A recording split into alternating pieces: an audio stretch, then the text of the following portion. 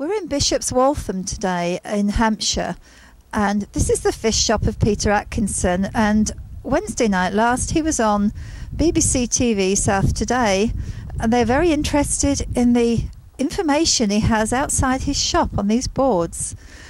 And we're going to go in and have a word with him, have a closer look at the boards and see what he has to say.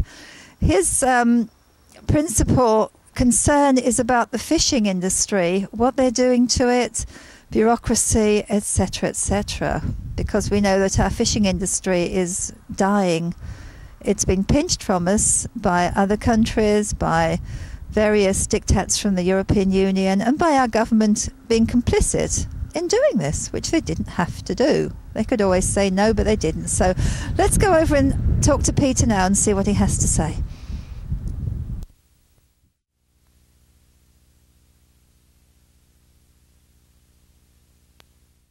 My name's Peter Atkinson. I'm an independent fishmonger in Bishop's Waltham, Hampshire.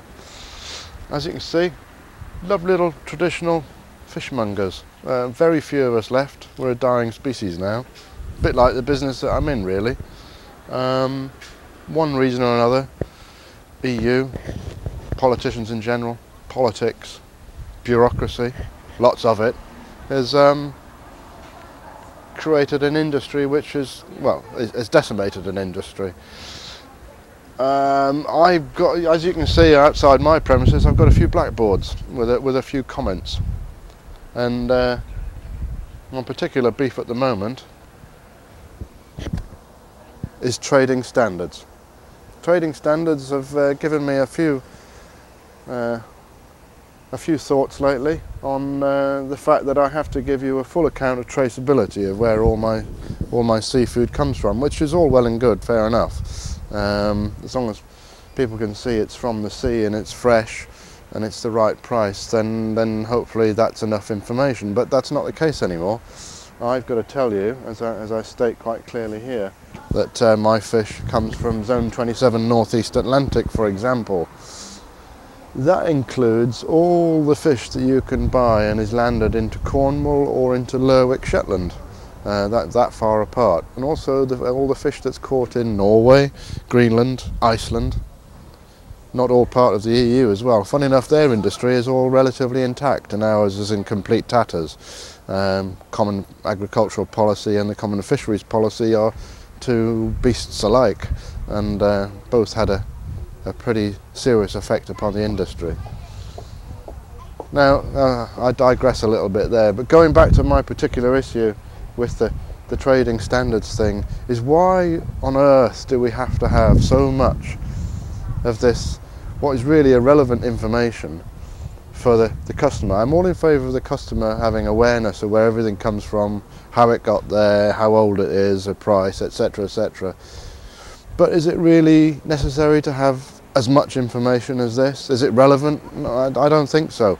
Because what it actually does, the fact that you have to provide all this information, all it does is create an administrative nightmare. And that administrative nightmare has got to be administered by somebody. So you know what I'm talking about, jobs for the boys, yeah? You've got all these people pushing paper around in various government departments or EU departments, whatever, for which you and I, the taxpayer, is paying for. And to what purpose is it? Is it a benefit to the seafood industry? Is it a benefit to anybody? Is it benefit to the consumer? No, it's not. It is a nonsense. But these are rules and regulations that I have to follow, and if I don't, I get penalised for it. So you have to go with the flow. Unfortunately, we're in a situation in this country where people say to you, jump. We say, how high? If you ask the same question to the French or the Spanish, who have a very large interest in the seafood industry, they'll just say no. And they'll fight their corner, and they look after their own interests first. And maybe we should think about doing that a little bit more ourselves. And it's not just trading standards, and that's my particular issue. I mean, I've had issues with environmental health, with all manner of bureaucratic departments. And don't get me wrong, I'm all in favour of having a traceable fresh product that is sustainable, etc., etc., all the buzzwords that you hear at the moment. I'm just not in favour of all the red tape that happens to go with it, because it doesn't seem to me to serve an awful lot of purpose. It's hard enough in the UK to have your own small business. You're up against serious competition, of course. You've got the big man, the supermarket, Mr. Tesco, etc., who have only one aim, and that is basically total domination of all our markets in whatever trade it may be, and the seafood trade being one of them. So small independent businesses like myself are under an awful lot of pressure, and it's not helped by the extra stresses and strains of bureaucracy. What else can I tell you about here? Yeah, I think basically if you want to move down this way, can you do that? Mind the cable. Got it? If we look at this little blackboard here at the end, you can see about sums it up really. I poke fun at everybody that's given me enough ammunition to write this kind of material, and I put outside my shop. I don't take myself too seriously. What I try and do is just poke a bit of fun really, because that's about the only way you can deal with it.